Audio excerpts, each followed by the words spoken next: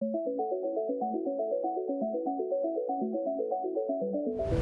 दोस्तों, एक बार फिर से स्वागत है आपका दृष्टि सीयूईटी में। मैं हूं केवल आपके सामने।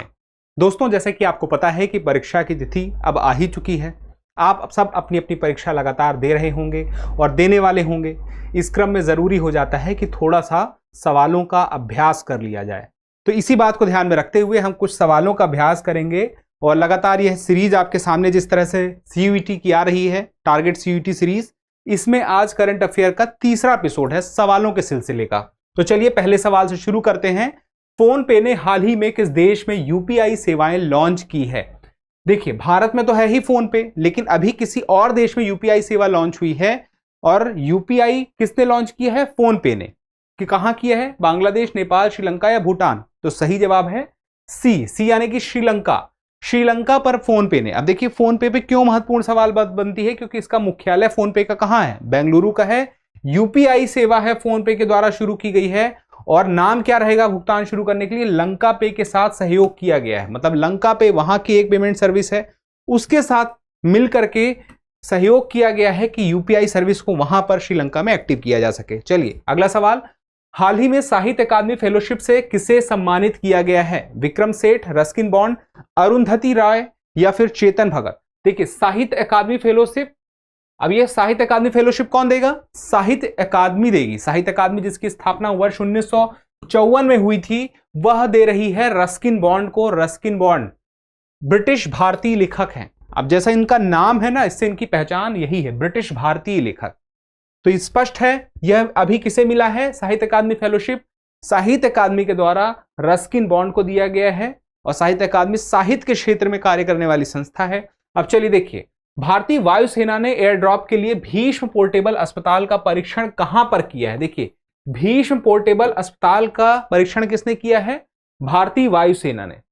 कहां किया है? नई दिल्ली, आगरा, बेंगलुरु या जयपुर? तो सही जवाब है आगरा में किया है, यानी कि बी हमारा उत्तर है। लेकिन आगरा में किसने किया है? भारतीय वायुसेना ने किया है। तो कैसे किया है भारतीय वायुसेना ने? एयर ड्रॉप किया। एयर ड्रॉप करके इस भीष्म पोर्टेबल अस्पताल को आसमान से कहां पहुंचाया? जमीन में। इसके माध्यम से यह सुनिश्चित किया जा सकेगा कि आगे चल के कभी भी विपरीत परिस्थितियां बनती हैं, जहां पर चिकित्सा सेवा देनी हो, वहां पर यह पोर्टेबल अस्पताल, जिसका नाम क्या होगा? भीष्म पोर्टेबल अस्पताल, यह पहुंचाया जा सकेगा। जैसे कि पहाड़ी इलाके में या किसी दुरूह इलाके में जहां पहुंचना मुश्किल होगा। तो वायुसेना समझिएगा इसका आगरा में परीक्षण कर रहा है, नाम याद रखिएगा। ठीक है, चलिए। ग्लोबल एक्सीलेंस अवार्ड 2024 से किसे सम्मानित किया गया है? ग्लोबल एक्सीलेंस अवार्ड 2024 का है, इस वजह से महत्वपूर्ण हो जाता है। और यह चंद्रकांत सतीजा को किया गया है। क्यों किया गया है? क्योंकि ये प्रसिद्ध शिक्षाविद हैं और साथ में शिक्षा के क्षेत्र में ये विकास संबंधी ऐसा कार्य कर रहे हैं जो बेहतर हो सकता है। तो इनका योगदान को ध्यान रखते हुए इन्हें ग्लोबल एक्सीलेंस अवार्ड दिया गया है। यानी कि एक अंतरराष्ट्रीय स्तर पर एक्सीलेंस का अवार्ड है, इसलिए देखिए कितना महत्वपूर्ण है। और 2024 का, और एक भारतीय है, इस वजह से सारी बातें महत्वपूर्ण हो जाती हैं। वित्त वर्ष 2024 में भारत का सबसे बड़ा व्यापारिक साझेदार बनकर कौन सा देश अमेरिका से आगे निकल गया है? वित्त वर्ष 2024 में, यानी कि इसके पहले भारत का सबसे बड़ा व्यापारिक भागीदार कोई और था। अमेरिका से आगे निकल गया का मतलब वो कौन था? अमेरिका पहले था। अभी कौन आगे निकल गया है? तो अभी निकल गया है चीन। जापान, जर्मनी, चीन और यूनाइटेड किंगडम में चीन के साथ जो ट्रेड हो रहा है इंडिया का, वह सर्वाधिक है इस दुनिया में। लेकिन यहां पे देखिए, भारत का सबसे बड़ा व्यापारिक भागीदार कौन बना?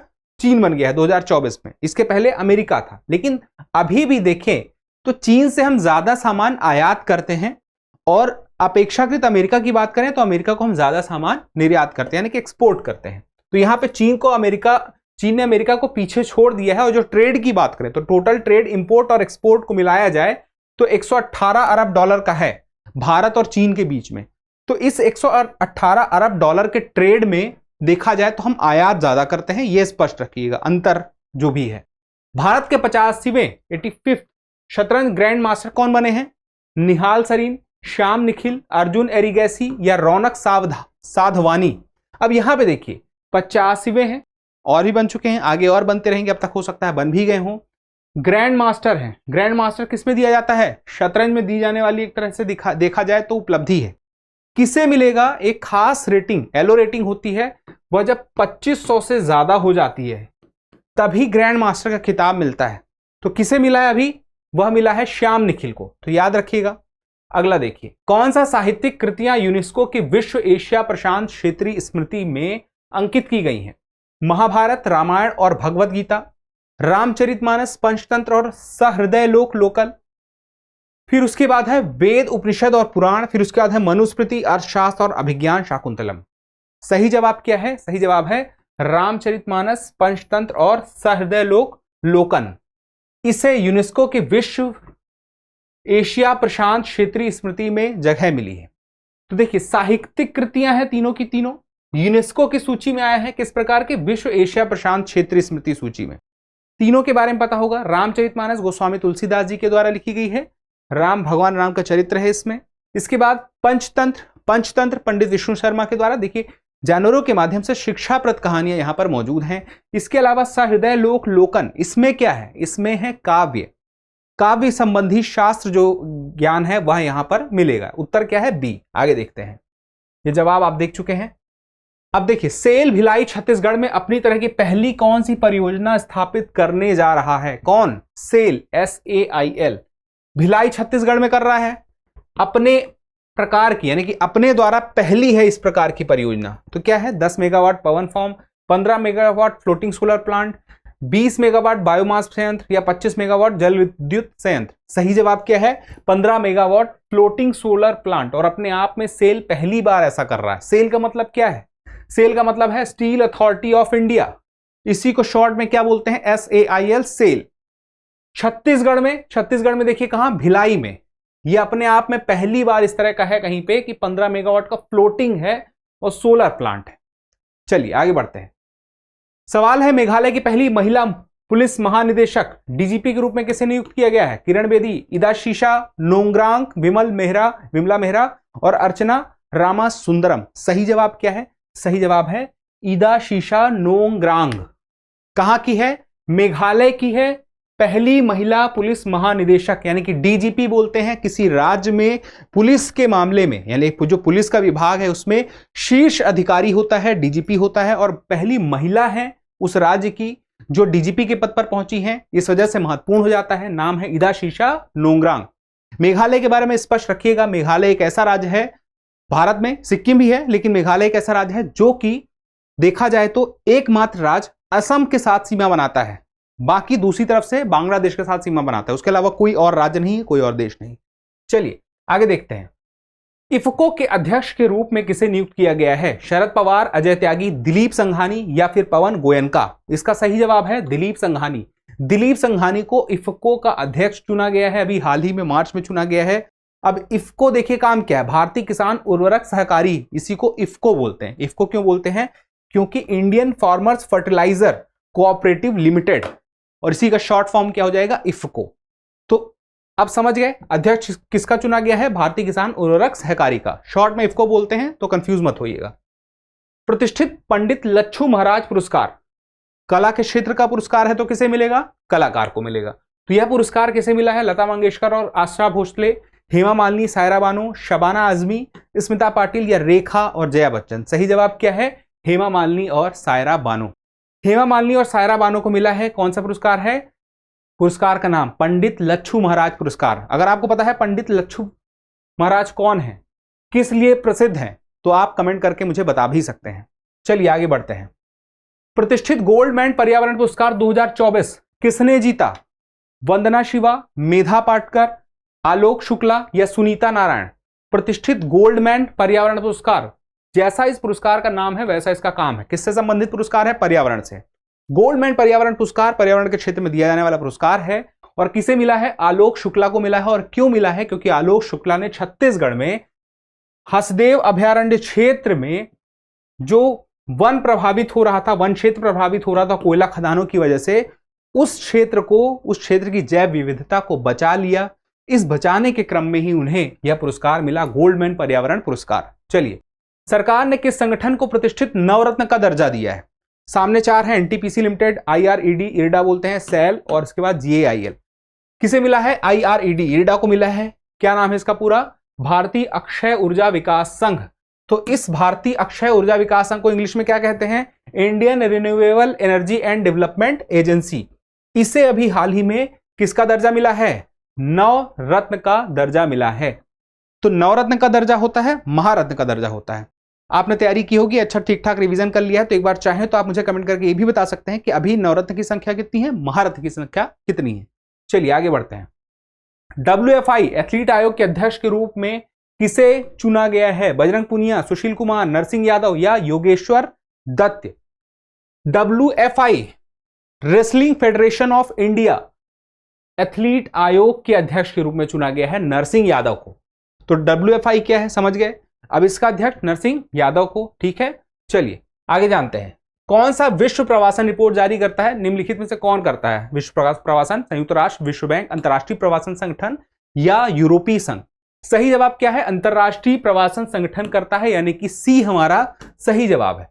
अब यह जो रिपोर्ट है, विश्व प्रवासन रिपोर्ट जो जारी हुई है अभी हाल ही में, अंतरराष्ट्रीय प्रवासन संगठन ने जारी की है, उससे यह पता चला है कि वर्तमान स्थिति में, यानी कि पिछले 2 साल पहले की स्थिति में अगर हम जाते हैं, साल 2 साल पीछे जाते हैं, तो पता चलता है कि जो भारत है, भारत में जैसे कि हर देश से लोग जाते हैं, जैसे यहाँ के लोग हैं किसी दूसरे देश में पैसा कमाने गए, किसी और देश में गए, किसी और देश में गए, और हर देश के लोग कहीं दूसरे देश में जा रहे हैं।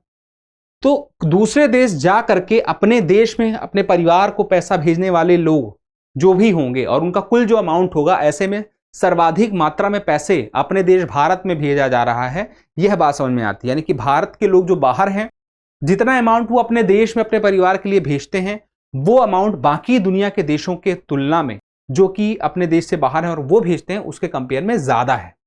तो यह स्पष्ट होता है कहां से? अंतरराष्ट्रीय प्रवासन इस रिपोर्ट के आधार पर। अब चलिए देखिए, एम्बर EMBER की ग्लोबल इलेक्ट्रिसिटी रिव्यू 2024 रिपोर्ट के अनुसार कौन सा देश 2023 में जापान को पीछे छोड़कर दुनिया का तीसरा सबसे बड़ा सौर ऊर्जा उत्पादक बन जाएगा? देखिए किसको छोड़ रहा है? जापान को पीछे छोड़ रहा है और दुनिया का तीसरा सबसे बड़ा सौर उत्पादक बन जाएगा।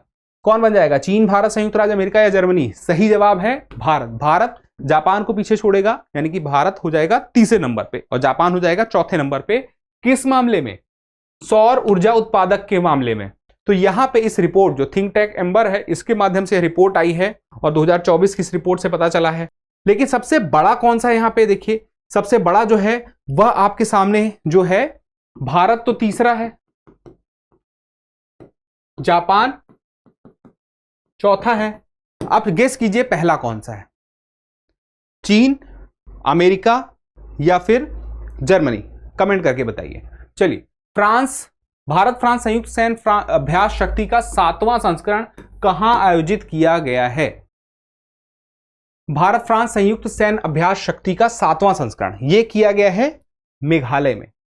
मेघालय में किया गया है, याद रखिएगा। तो मेघालय में किया गया है 7वां, इसके पहले 6 हो चुके हैं। किन 2 देशों के बीच में है? भारत और फ्रांस। तो याद रखिएगा 7वां संस्करण है, भारत और फ्रांस के बीच में है। नाम क्या है? अभ्यास शक्ति, सैन्य अभ्यास है। ठीक है, चलिए स्पष्ट हो गया।